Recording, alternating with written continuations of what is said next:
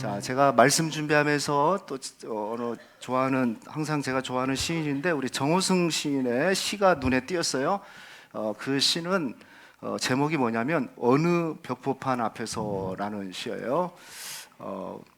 우리 같이 한번 읽어볼까요? 시만 읽어봅시다. 어느 벽보판 앞에서 시작. 다시요 큰 소리를 읽읍시다. 시작.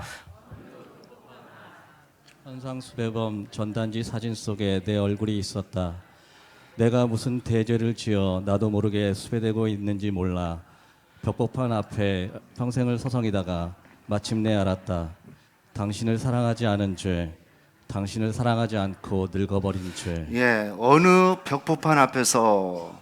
근데 벽보판 앞 현상수배범 전단지 사진 속에 내 얼굴이 있었다. 내가 무슨 대죄를 지어 나도 모르게 수배되고 있는지 몰라 벽보판 앞을 평생을 서성이다가 마침내 알았다. 당신을 사랑하지 않는 죄, 당신을 사랑하지 않고 늙어버린 죄라는 그런 시였어요. 참 마음이 와닿았어요, 여러분. 현상수배범 그 보잖아요. 전단지를 보는데 자신의 얼굴이 있었던 거예요. 내가 무슨 죄 졌지? 죄 진 게 없는데 가만히 생각해 보니까 사랑하지 않는 죄, 당신을 사랑하지 않는 죄. 당신이 누굴까요? 우리 신앙으로는 우리 하나님일 것이고, 그리고 가족에서는 옆에 있는 가족일 것이고, 그리고 교회에서는 서로 교우가 될 것이고, 그리고 당신을 사랑하지 않고 늙어버린 죄. 여러분, 사랑하지 않고 늙어버리면 얼마나 그게 안타깝습니까? 우리 인생이. 그죠? 인생은 계속 흘러가는데. 그죠? 짧잖아요. 우리 병선인 집사 젊은 나이에, 짧은 나이에 너무 아쉽죠. 예. 그럼 어쨌든 그 길은 다 있거든요. 우리 집사님 어디 계신지 모르겠어요. 우리 지난주에 우리 찬양대회 때 우리 왕상준 집사님이 마이크를 잡고 아마 젊은 우리 집사님들이 기뻐하는 것을 보고 와, 나도 왕년에 저럴 때가 있었는데, 예? 이렇게 세월이 지나가 버릴 거예요. 그렇습니다. 세월은요 금방 지나갑니다. 예? 잡으려고 하면 지나가고 10년이 금방 지나가요. 그러면 그 지나가는 세월 속에서 우리가 죄짓지 말아야 되는데, 그 죄짓지 말아야 죄가 뭐냐면 사랑하지 않고 늙어버리면 안 돼요. 할렐루야. 여러분, 하나님 더 사랑하시기를 축복합니다. 그리고 가족들 더 사랑하세요. 얼마나 산다고 왜 그렇게 사랑하지 않고 삽니까? 그리고 교회 사랑하세요. 교회 사랑하시고, 얼마나 우리가 산다고 이 교회 저 교회 큰 교회 좋은 교회 판단하면서 그래요. 평생을 지하에서 작은 교회 10명 목회하는 분들도 계시고 다양한 분들이 있는데 뭘 그래요. 정말 하나님이 보내주셨으면 내가 사랑해야겠구나, 이 교회 사랑하고 잘 섬기고 믿음의 유산 잘 남겨야 되겠구나. 그래서 정말 죄 중에 무서운 죄가 뭐냐면 사랑하지 않고 시간 보내고, 사랑하지 않고 내가 벌써 이 나이 됐네, 늙어버렸네, 그런 후회스러운 일이 없기를 주의 이름으로 축원합니다. 성경에 이렇게 얘기했어요. 사랑하지 아니하는 자는 하나님을 알지 못하나니 이는 하나님은 사랑이심이라. 하나님은 사랑입니다. 그러면 하나님의 사랑을 보여주세요. 하나님의 사랑을 가장 잘 표현한 것이 뭐냐? 그게 바로 복음이에요. 복음. 우리가 교회 오면은 맨날 복음, 아까 찬양에도 복음 앞에서 복음 그랬는데 복음이 과연 뭔가? 저는 지지난주에는 내가 존경하는 목사님 천국 보내시고 또 내가 사랑하는 우리 병선 집사 천국 보내면서 결론이 뭐냐? 인생의 결론이 뭐냐? 인생의 결론이 뭐겠어요? 정말 복음 알아야 되는구나. 남는 건 복음밖에 없구나. 그래서 제가 어제 다니엘서를 묵상하고 설교를 준비하다가 생각이 딱 달라졌어요. 좀 바꿔야 되겠다. 내일만큼은 복음에 대해서 다시 한번 나눠야 되겠구나. 이런 생각을 해서 PPT를 제가 무려 한 새벽 3시, 4시까지 준비를 했어요. 자, 우리 성경 한번 읽어봅시다. 같이 읽어요. 전 눈에 안 보이니까 크게 읽어주세요. 시작. 이 복음은 하나님이 선지자들을 통하여 그의 아들에 관하여 성경에 미리 약속하신 것이라. 그의 아들에 관하여 말하면 육신으로는 다윗의 혈통에서 나셨고 성결의 영으로는 죽은 자들 가운데서 부활하사 능력으로 하나님의 아들로 선포되셨으니. 복음이 복음이 뭔가에 대해서 잘 나누는데 이 복음은 맨 마지막에 곧 우리 주 예수 그리스도시니라. 아멘. 예, 그 안에는 내용이 들어 있습니다. 또 우리 고린도전서 부활장인데요. 잘 나와 있죠. 15장 1절에서 4절 크게 읽읍시다. 시작. 형제들아 내가 너희에게 전한 복음을 너희에게 알게 하노니 이는 너희가 받은 것이요 또 그 가운데 선 것이라. 너희가 만일 내가 전한 그 말을 굳게 지키고 헛되이 믿지 아니하였으면 그로 말미암아 구원을 받으리라. 내가 받은 것을 먼저 너희에게 전하였노니 이는 성경대로 그리스도께서 우리 죄를 위하여 죽으시고 장사 지낸 바 되셨다가 성경대로 사흘 만에 다시 살아나사. 예, 사도 바울이 전한 복음 그랬어요. 복음. 그 복음이 뭡니까? 성경대로 그리스도께서 죽으시고 우리 죄를 위해서 죽으시고 부활하셨다라는 이제 그런 내용인데, 자 구체적으로 이제 그런 복음에 대한 얘기를 좀 하도록 하겠습니다. 과연 복음이 뭐냐? 우리가 그렇게 들었는데 그 복음이 뭐냐 이거예요. 예?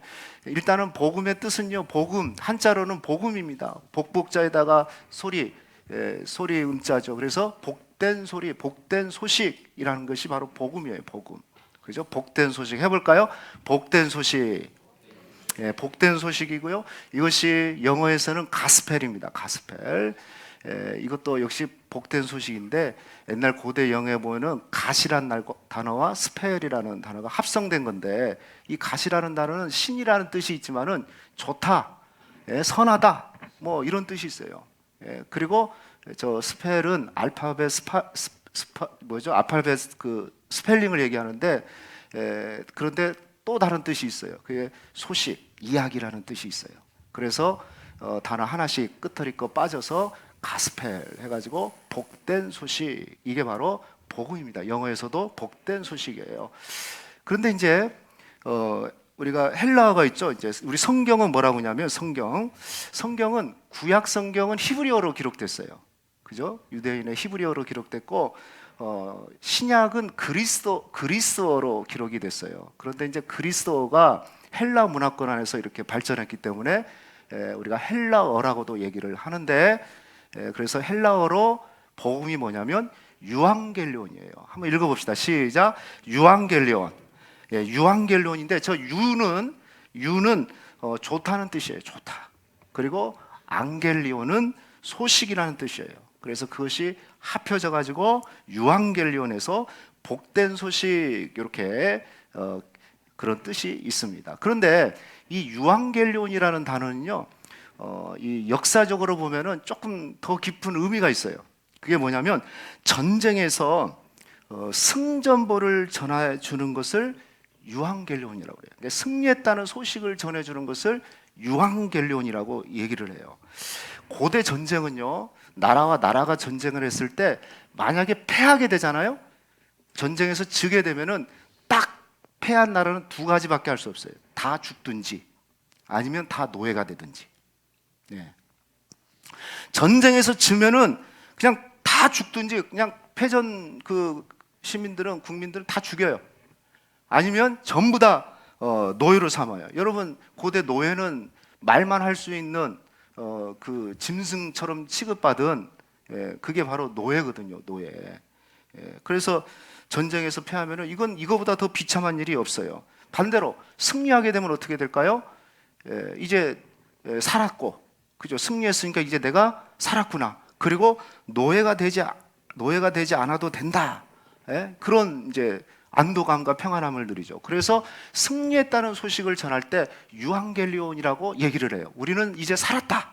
이제 우리는 노예가 되지 않아도 된다라고 말할 때 유앙겔리온 얘기예요. 그래서 이 단어가 이제 전쟁에서 쓰면, 저 페르시아 전쟁, 역사적으로 보면 2차 페르시아 전쟁이 있었는데요. BC 490년도에 일어난 전쟁입니다. 이것은 당시에 최강국이었던 페르시아와 그리고 약소국이었던 아테네의 싸움이었어요. 제 작은 글씨로 안 보이는데, 페르시아는 우리가 바사, 지금 그 다니엘의 그 바사 얘기인데, 바사라는 나라인데요. 군이 몇 명이라고 그랬어요? 2만 5천 명과 아테네는 1만 명이 싸웠어요. 그 당시에 페르시아군, 바사군은요, 최정예군이고 최첨단 무기로 무장돼가지고 이제 아테네를 침범하고 싸우고, 아테네는 1만 명의 병사를 가지고 방어를 하고 있었어요. 자, 그 전쟁이 마라톤 광야에서 이루어졌기 때문에 여기서 유래된 게 마라톤, 그죠? 마라톤, 마라톤의 그 올림픽 마라톤의 그 경기가 여기서 유래가 됐습니다. 그런데 저 페르시아와 아테네가 치열하게 싸워요. 객관적으로는 아테네가 절대로 이길 수 없어요. 그런데 여러분 스포츠나 우리가 전쟁에서도 이렇게 보면은 뭐 지금 세계적으로 전쟁도 지금 일어나고 있지만은 저 러시아와 우크라이나도 뭐 처음에는 뭐 한 달 만에 끝날 것이다 뭐 그 정도였는데 의외의 일이 일어나죠. 예? 누가 봐도 아테네는 금방 무너질 것이다. 이렇게 생각을 했었어요. 그런데요 놀라운 일이 일어났어요. 결과적으로 보면 아테네가 승리를 했어요. 페르시아군은 6천 몇 명이요? 6,400명이 죽고 아테네는 200명도 죽지 않았어요. 근데 그 이유가 뭐였냐면은 그 아테네는요 아주 이 전쟁에 능하고 이 전략가인 장군이 있었는데 밀티아데스라는 장군이 있었어요. 이 장군이 밀티아데스가 페르시아군을 연구를 했어요. 아무리 강국이라 할지라도 약점이 있을 것이다. 가만히 보니까 이 페르시아군은요 정면은 강해, 정면전은 강하는데 이 측면이 약하다는 걸 알았어요. 그래가지고 이 밀티아데스가 이 장군이 어디로 공격을 했냐면 아주 집요하게 페르시아군의 측면을 공격해가지고 그냥 문질러버린 거예요. 그냥 이겨버린 거예요. 놀라운 일이 일어난 거죠. 그래서 결국은 아테네가 전쟁을 승리를 했어요. 여러분 생각해보세요. 전쟁에서 승리한 장병들은 얼마나 기쁘겠어요. 야, 이제 우리는 살았다. 이제 우리는 노예되지 않아도 된다. 이제 그 기쁨에 뭐 그 감격에 막 차 있었던 거죠. 그래서 지금 저 나라, 지금 아테네 시민들은 지금 그 소식을 듣고 싶은 거예요. 우리가 죽느냐 사느냐 노예가 되느냐 과연 이겠을까 저랬을까 조마조마하게 불안해하고 있었을 때 이 장군이 병사 한 사람을 뽑아가지고 소식을 전하게 합니다. 그 병사 이름이 필리피데스라는 그 병사를 보내가지고 그냥 논스톱으로 아테네 시까지 그냥 손살같이 보내가지고 우리가 승전보를 전해줘라, 승지한 소식을 전해줘라 하고 보냅니다. 그러니까 얼마나 기쁘겠어요. 아마 그 거리가 한 40km 이상 됐던 것 같아요. 그래서 거기서 마라톤 경기가 유래됐는데 이 필리핀데스가 얼마나 기쁜 마음으로 논스톱으로 이 마라톤 광야에서 아테네 시까지 그냥 막 달려간 거예요. 그리고 도착하자마자 뭐라고 그랬을까요? 도착하자마자 뭐라고 그랬을까요?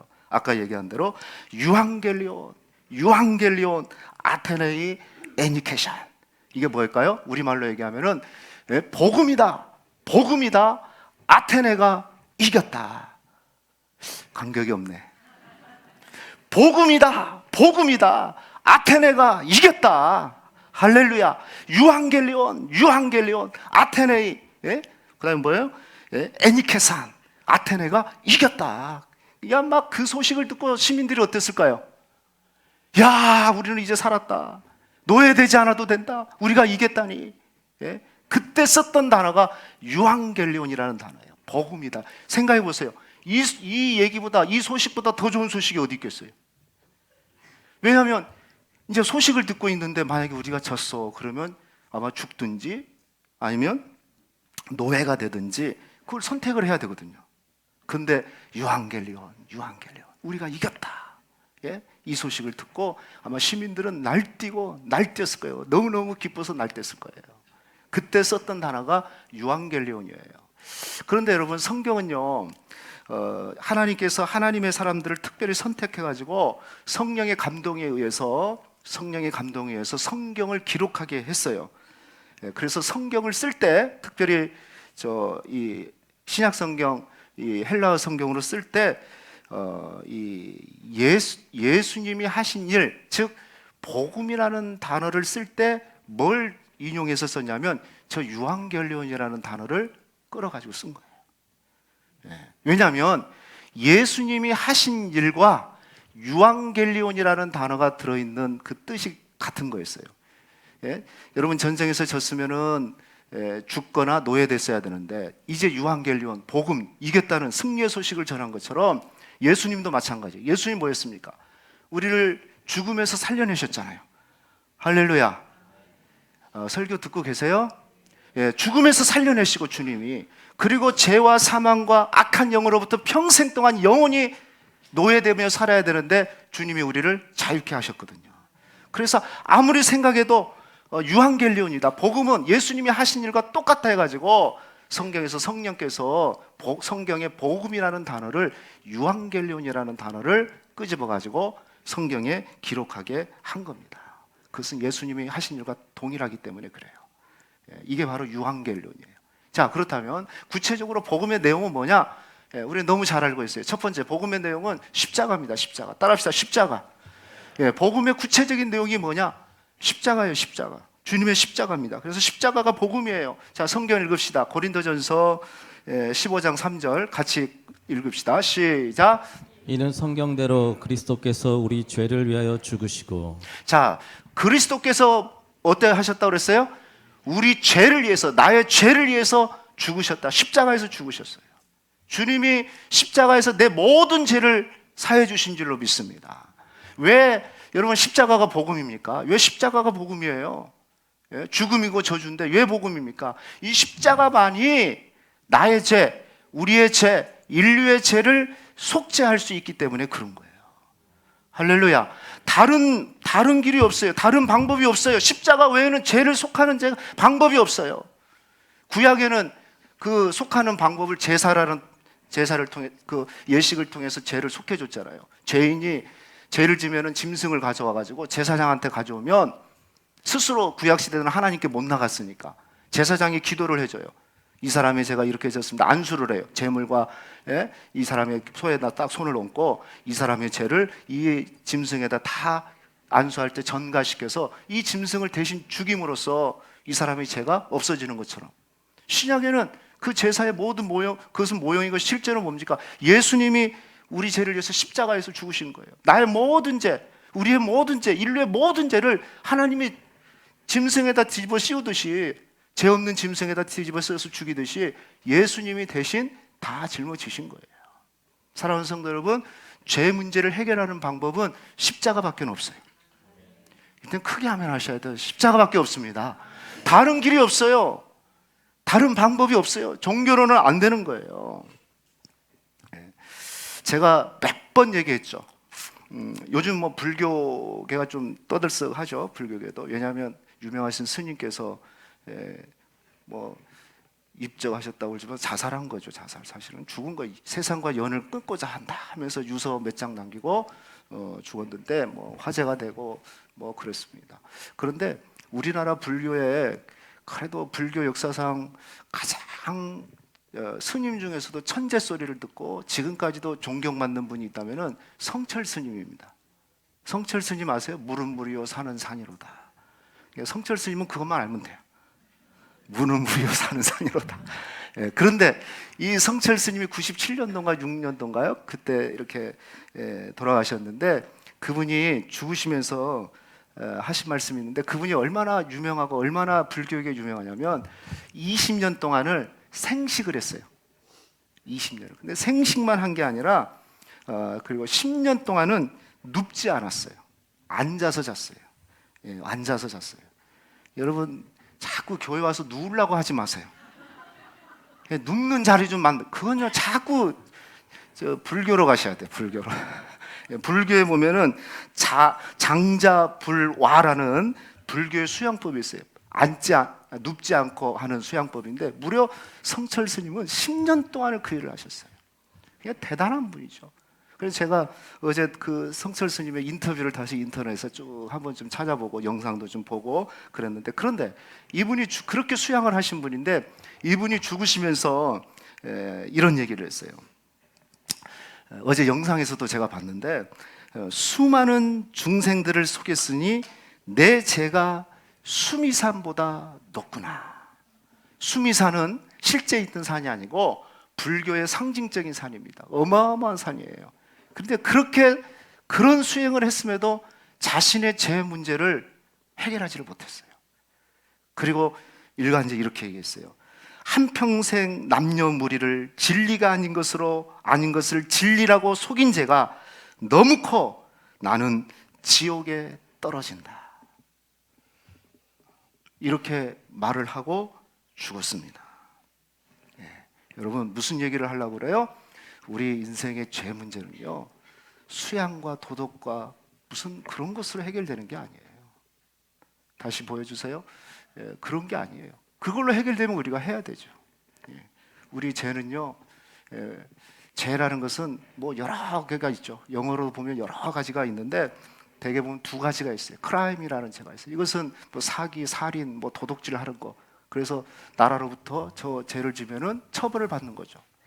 그리고 또 한 가지 죄가 있는데 그건 신이라는 죄예요. 이것은 하나님의 말씀, 하나님의 법을 어겼은 죄예요. 어긴 죄. 그런데요, 죄 중에서 물론 우리가 크라임을 졌을 때도 반드시 뭐 형벌을 받지만, 그런데 하나님이 보시는 하나님 말씀을 어긴 죄는 그게 무서워요. 그러면 성경에서 말하는 가장 무서운 죄는 뭘까? 가장 큰 죄는 뭘까? 뭐라고 그랬어요? 예수님을 안 믿는 죄예요. 다른 죄, 뭐 도둑질하고 윤리적인 무슨 그런 죄도 죄지만, 근데 진짜 무서운 죄는 뭐냐? 예수님 안 믿는 죄예요. 어떤 사람, 우리는 이해를 하겠지만 혹시 예수 안 믿는 사람들이 에이 무슨 예수 안 믿는 죄가 무슨 죄냐고 그렇게 얘기할 수 있을지 모르겠어요. 아니에요. 하나님은 인간을 창조하셨고 자기 형상대로 창조하셨어요. 그리고 우리는 창조의 목적대로 살아야 돼요. 그를 영화롭게 하고 그를 영원토록 즐거워하는 그런 삶을 우리가 살아가야 되는데, 만약에 예수님을 믿지 않고 죄 가운데 살게 되면 어떻게 되겠습니까? 창조의 목적이 어긋난 거죠. 하나님에 대한 거역이 되는 거예요. 그래서 가장 무서운 죄는 예수님을 믿지 않고 짓는 죄예요. 어떤 분이 이런 얘기했어요. 어떤 분이라고 얘기했어요? 타종교와 기독교의 차이가 뭐라고 그랬어요? 누구라고 써져 있어요? 마크? 하여튼 그 목사님이신데 그분이 이런 얘기했어요. 타종교는요, 하라는 종교다. 죄 문제를 해결해서 뭔가를 해야 돼. 그러나 기독교는 다 이뤘다고 선포하고 그것을 받아들이는 종교예요. 할렐루야. 이게 종교와 복음이 차이가 있는 거예요. 종교는 해야 돼요. 아까 수양을 해야 되고 뭔가를 해야 돼요. 그러나 기독교는요, 믿는 거예요. 뭘 믿느냐? 예수님이 십자가에서 나의 모든 죄를 다 해결해주고 다 이룬 것을 내가 믿는 거. 이게 바로 복음이고, 이게 그래서 십자가에서 이 일을 다 청산했어요.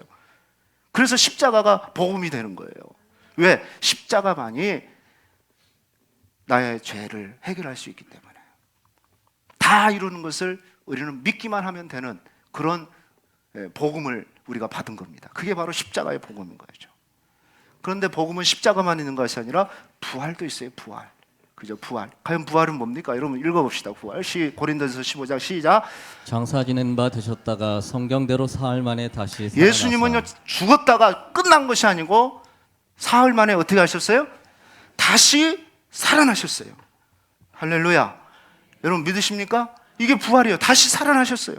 만약에 부활이 없다면 예수님도 사형수 중에 하나, 정치범 중에 하나, 흉악범 중에 하나로 끝났을 텐데, 예수님은 다시 살아나서 그 무덤이 비었다니까요.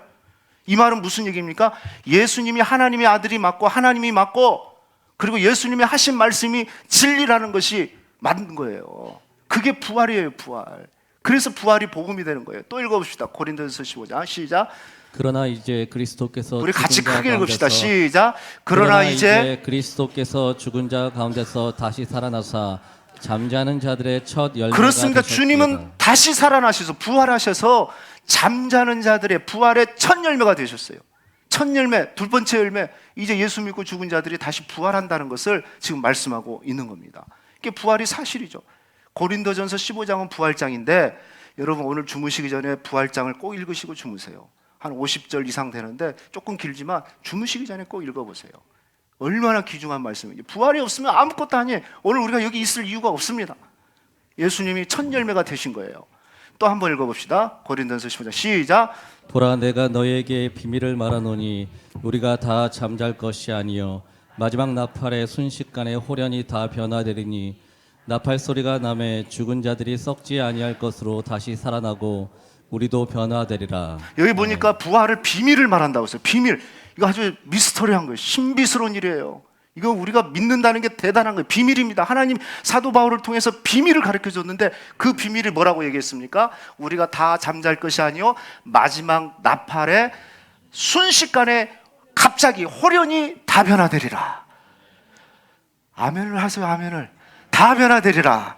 아멘입니다. 아멘. 그리고 보십시오. 나팔 소리가 나매 죽은 자들이 썩지 아니할 것이고 다시 살아나고 우리도 부활의 몸으로 변화되리라. 할렐루야. 이게 부활이에요. 부활. 또 보십시오. 성경 더 읽어봅시다. 시작. 죽은 자의 부활도 그와 같으니 썩을 것으로 심고 썩지 아니할 것으로 다시 살아나며 욕된 것으로 심고 영광스러운 것으로 다시 살아나며 약한 것으로 심고 강한 것으로 다시 그렇습니다. 살아나며 죽은 자 부활도 그와 같으니 썩을 것으로 심고 썩지 아니할 것으로 다시 살아나며. 여러분 우리는요 다 썩어져요. 다 썩을 것으로 다 죽게 돼요.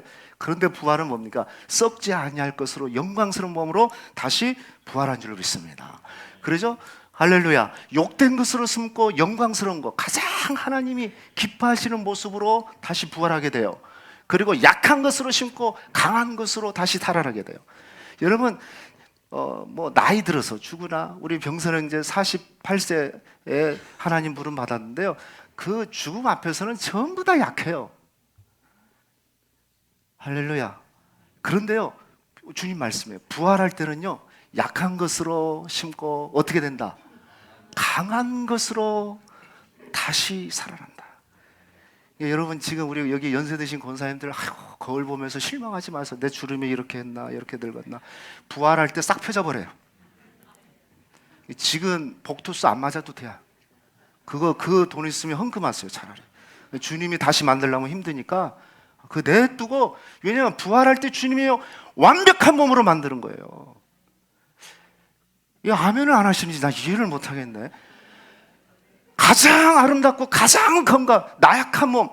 죽을 때 막 건강한 사람이 죽은 사람 가끔 있지만 대부분요 그냥 가장 연약해 건강하다. 어쨌든 입관 앞에 딱 올려놓으면요 그냥이에요. 가장 저렇게 인간이 저렇게 연약하구나. 그런데요 부활할 때는 가장 건강하고 영광스럽고 강한 모습으로. 예? 여러분 지금 몸으로 여러분 부활하지 않아요. 걱정하지 마세요. 할렐루야. 예, 여러분 지금 뭐 괜찮아요. 그때를 기다리세요. 그때를. 지금 이 썩어질 것에다가 너무 돈 들이지 마요. 드리려면 드리고 알아서 하세요. 아멘을 안 하시니까 내가 뭐라고 말을 못 하겠네. 예? 다 그거 없어진다니까요. 그런데 우리 부활 때는 달라져요. 완전히 달라지는 거예요. 한 절 더 봅시다. 시작. 이 복음은 하나님이 선지자들을 통하여 그의 아들에 관하여 성경에 미리 약속하신 것이라. 성결의 영으로는 죽은 그렇습니다. 자들 가운데서 성결의 영으로는 죽은 자 가운데서 어떻게 했다? 부활하사. 다시 부활하신 거예요. 그래서 복음은 십자가가 복음이에요. 왜? 우리 죄 문제를 해결했기 때문에. 그리고 부활은요 우리를 완벽한 몸으로 다시 부활시키기 때문에 그게 복음이 된 거예요. 그래서 복음의 내용은 십자가와 부활이 되는 겁니다. 예, 그러면 복음의 축복이 뭐냐? 이 복음을 받아들이게 되면, 복음을 믿게 되면 받는 축복이 있어요. 자, 첫 번째는 뭡니까? 구원받게 돼요. 가장 중요한 게 구원받게 되는 거예요. 자, 읽어봅시다. 시작. 너희가 만일 내가 전한 그 말을 굳게 지키고 헛되이 믿지 아니하였으면 그로 말미암아 구원을 받으리라. 할렐루야. 그 말이 1절은 안 나와 있는데 내가 전한 복음 이게 나와요. 그 복음의 말을 너희가 듣고 뭐라고 그랬습니까? 굳게 지키고 헛되이 믿지 아니하면 그로 말미암아 뭘 받는다? 구원받는 거예요. 그래서 복음의 가장 큰 축복은 뭐냐? 구원받는 거예요. 하나님의 자녀가 되고 천국 백성이 되게끔 만드는 거예요. 또 한번 읽어봅시다. 로마서 1장 시작. 내가 복음을 부끄러워하지 아니하노니 이 이 복음은 모든 믿는 자에게 뭘 주시는? 구원을 주시는 하나님의 능력이다. 십자가 부활의 복음이 우리에게, 그것을 믿는 자들에게 구원을 주시는 하나님의 능력인 줄로 믿습니다. 그래서 복음의 축복은 뭐냐? 복음을 믿게 되면. 왜 교회 오면 복음 그러냐? 착각하면 안 돼요. 볶음이 아니에요. 김치볶음 무슨 볶음. 이게 교회 오면 무슨 김치볶음 준다 그런 말 하죠. 복음은 뭐냐? 우리를 구원시킵니다. 죄 문제를 해결해요. 천국 백성 되게 하는 거예요. 그뿐만 아니라 복음은 두 번째는요 어떤 축복을 주냐면 시작. 말씀의 뿌리를 내린 건강한 믿음을 갖게 하는 겁니다. 같이 읽읍시다. 시작. 그러므로 너희가 그리스도 예수를 주로 받았으니 그 안에서 행하되 그 안에 뿌리를 박으며 세움을 받아 교훈을 받은 대로 믿음에 굳게 서서 감사함을 넘치게 그렇습니다. 하라. 여러분, 그리스도를 주로 받았으니, 구원 받았으니, 예수님을 주님으로 믿어 이제 구원 받았다면 끝이 아니에요. 구원은 새로운 삶의 출발이에요. 네? 구원에만 머물러 있지는 말아야 돼요. 내가 구원 받았으니까 이제 천국 티켓 땄으니까 나 아무렇게도 산다. 그럼 구원파입니다. 아니에요. 구원 받았으니 그때부터 어떻게 살아라고 그랬습니까? 그 안에 뿌리를 내려야 돼요. 따라합시다. 뿌리를 내려야 된다. 말씀의 뿌리, 복음의 뿌리를 단단히 내려야지 이 세상의 이 풍파와 마귀, 사탄, 이 세상의 문제들이 우리를 흔들 때 흔들리지 않아요. 여러분, 나무들 바람 불면 뿌리 없는 나무들은 뽑아져요. 그러니까 교회를 10년, 20년, 30년 다녀도 그냥 내가 천국 갈까 말까, 이 교회 갈까 저 교회 갈까. 왜 그래요? 뿌리가 없어요. 뿌리가. 그 뿌리는 뭡니까? 자기가 복음의 뿌리를 안 내린 거예요. 말씀의 뿌리를 안 내린 거예요. 그래서 복음은 계속 들어야 돼요. 한 번 듣고 끝나는 게 아니고 계속 들으면 어떤 일이 나냐면 믿음이 생겨서 뿌리 내리는 신앙이 돼요. 뿌리 내리는 사람. 오늘 이 예배 드리는 모든 성도들이 뿌리 내리는 신앙 되기를 축복합니다. 뭐 세상 문제가 이렇고 저렇고 뭐가 흔들리고 그런 거 중요한 게 아니에요. 무슨 세상 평판 아니에요. 뿌리 내리면 살아요. 바람아 불어라, 나는 뿌리 있다. 예. 그리고 그래서 믿음에 굳건하게 서서 늘 감사가 충만한 그런 삶을 살게끔 하는 거예요. 왜 나는 이렇게 뿌리가 없고 감사가 없을까? 뿌리 내리지 않으니까. 말씀을 안 들으니까. 복음의 뿌리가 약하니까 그런 거죠. 네. 그리고 세 번째는요, 복음의 축복은 뭐냐면 뭐라고 그랬습니까? 행복한 삶을 살아요. 이후에 끝나는 게 아니라 행복한 삶. 뭐 행복의 기준이 다르겠지만 그러나 성경적인 행복의 기준. 자, 같이 읽어봅시다. 시작. 이스라엘아, 너는 행복한 사람이로다. 여호와의 구원이 너같이 너같이 얻은 백성이 어디냐. 우리가 행복한 이유, 구원받은 하나님의 자녀이기 때문에. 할렐루야. 여기로부터 시작이 되는 거죠. 그래서 그 다음에는 시작. 사랑하는 자여, 내 영혼이 잘된 같이 범사가 잘되고 강건하기를. 영혼이 잘되고 구원받음으로 범사도 잘되고, 그리고 어때요? 강건하게 돼요. 그러니까 문제가 생긴 이유는요, 영혼이 뿌리가 내려있지 않기 때문에 행복이 없는 거예요. 하나님에 대한 신앙의 뿌리를 깊게 내리면요, 괜찮습니다. 이겨낼 수도 있고요, 흔들리지 않습니다. 그리고 협력해서 선을 이루기 때문에 거기서 하나님의 축복을 누리게 되는 거예요. 내 영혼이 잘 되므로 범사가 잘 되고 우리 모든 일이 잘 되고 강건케 되어지는 그런 하나님의 구원의 은총을 받으면서 누리는 거죠. 이것이 바로 복음의 축복이에요. 사랑하는 성도 여러분, 이런 복음의 축복을 받아 누리시기를 주의 이름으로 축원하겠습니다. 자, 이것을 이제 결론적으로 이걸 마지막으로 싹 정리를 하면 이렇게 얘기할 수 있어요. 자, 지금까지 졸았어도 이거 보고 자셔야 돼요. 지금까지는 졸아도 되는데 내가 한 3명이 눈 감고 있었는데 이건 보셔야 돼요. 자, 사람은요, 잘 들으세요. 죽음이라는 것이 누구나 찾아옵니다. 그죠? 죽음이 찾아요. 지난주도 죽었고 우리 병선 형제도 갔고. 여기 있는 분들 안 죽습니까? 내일 보장된 사람 아무도 없어요. 그죠? 아무도 없습니다. 죽음이 와요. 죽음은 사람들은 그냥 내 눈에서 없어진 게 죽음이라고 생각해. 이제 우리 아들 안 보이네, 우리 남편 안 보이네, 이게 죽음이라고 생각하는데 그것이 아니에요. 죽음은요, 성경에서 말하는 죽음은 분리예요.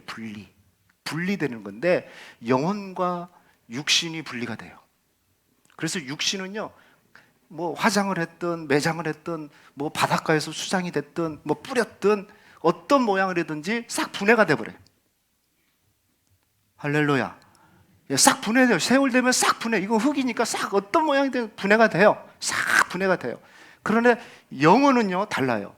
영혼은 즉시 십자가를 믿는, 영혼에 가는 길은 딱 2가지 길밖에 없어요. 즉시로 십자가를 믿는 사람은 어디로? 크게 어디로?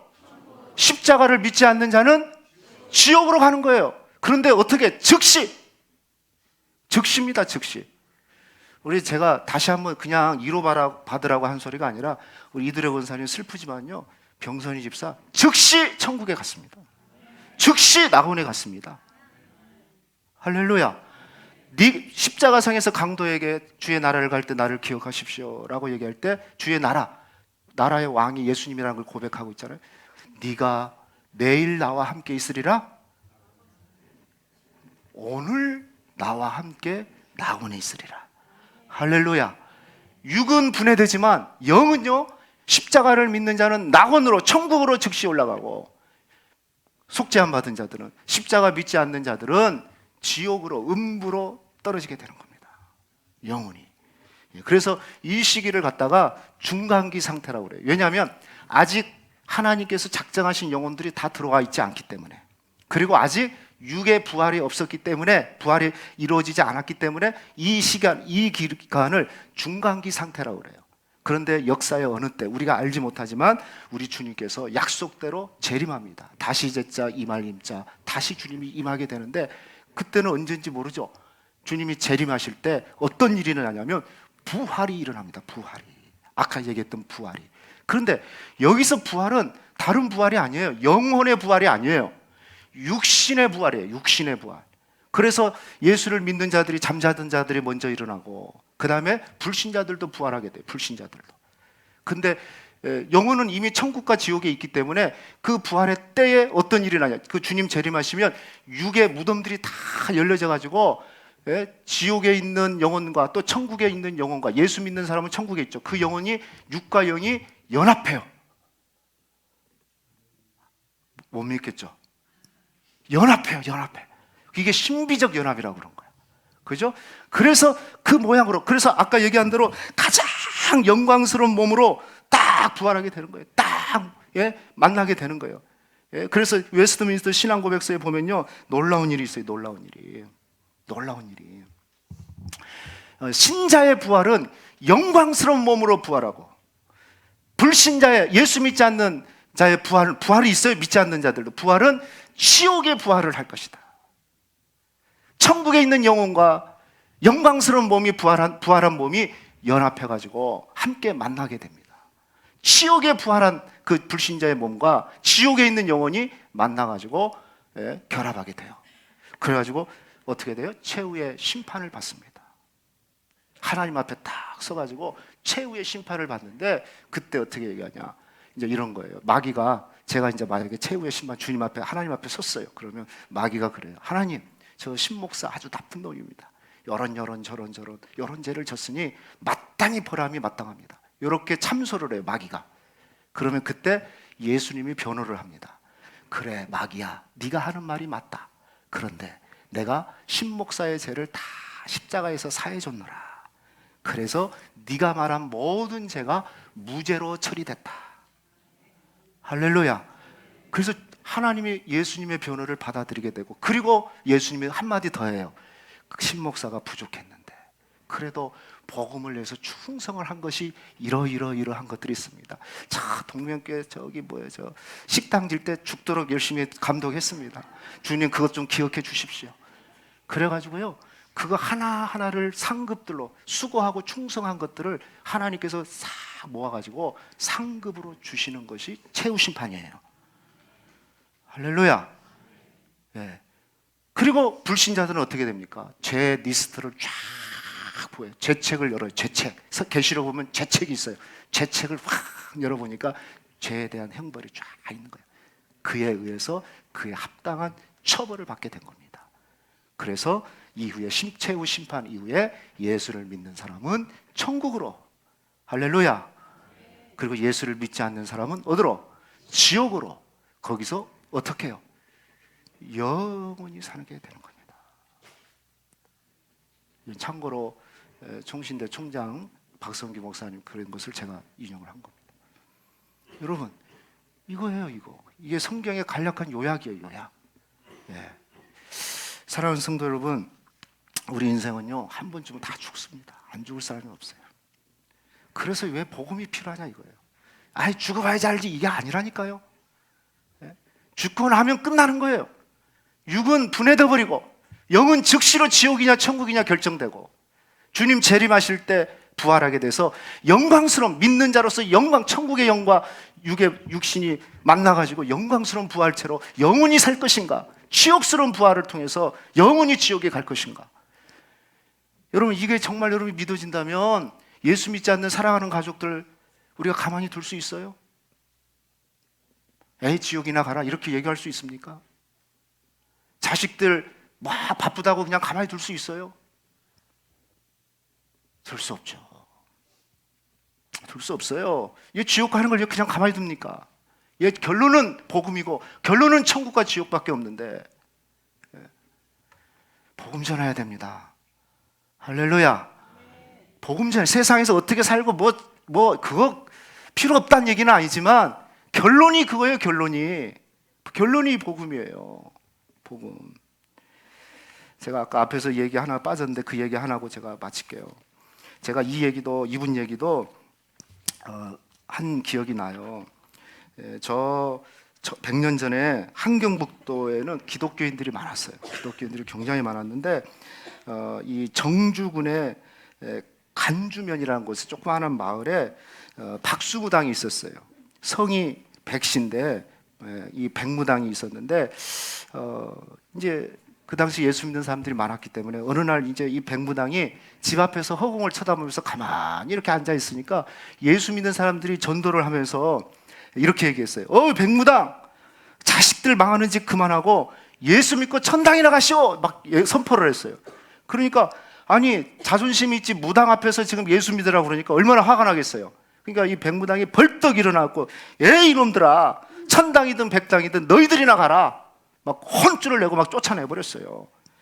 그리고 이제 그렇게 하고 저녁에 집에 갔는데 이렇게 잠자리에 들려고 그러는데 이 박수무당이 잠이 안 오는 거야. 그런데 계속 귀에서 메아리가 치는 거예요. 어이 백무당, 자식들 망하는 짓 하지 말고 천당 가야지, 천당 가야지.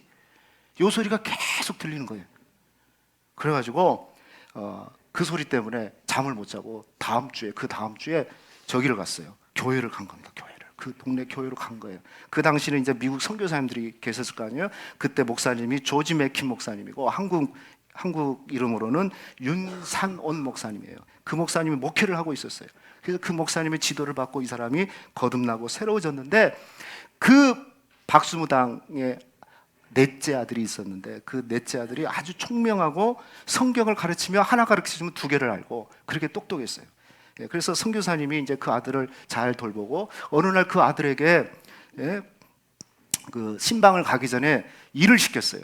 막 장작이 이렇게 쌓여져 있는데 누구야 하면서 너 저거 장작 좀 패라 하고 일을 줬어요. 그러니까 또 이제 열심히 장작을 팼어요. 여러분 장작 팬다는 말 무슨 얘기인지 알죠? 쪼개는 거예요.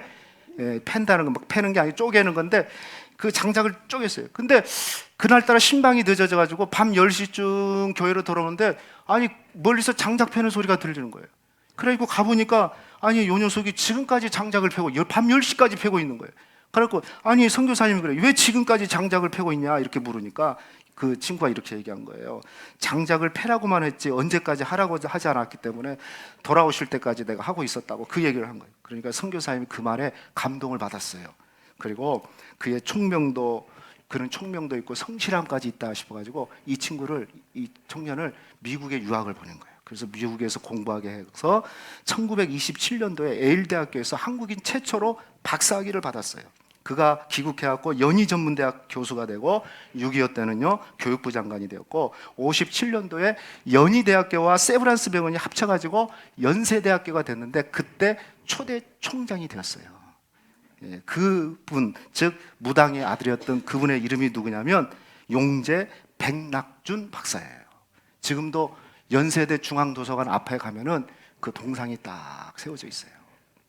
무당이었는데 무당 아들이었고 그 사람은 예수 안 믿었으면 100% 무당돼야 되는데 예수 믿고 난 다음에 기독교, 올해 한국 근대사와 기독교의 훌륭한 인재로 성장하게 됐어요. 사랑하는 성도 여러분, 예수를 믿으면 영생을 얻을 뿐만 아니라 우리 인생이 달라지는 겁니다. 여러분 인생이 달라지기를 축복합니다. 우리 인생의 최고의 축복은 그러므로 복음을 아는 겁니다. 여러분 이 복음을 아시고 복음을 누리시는 저와 여러분 되시기를 주님의 이름으로 축원하겠습니다.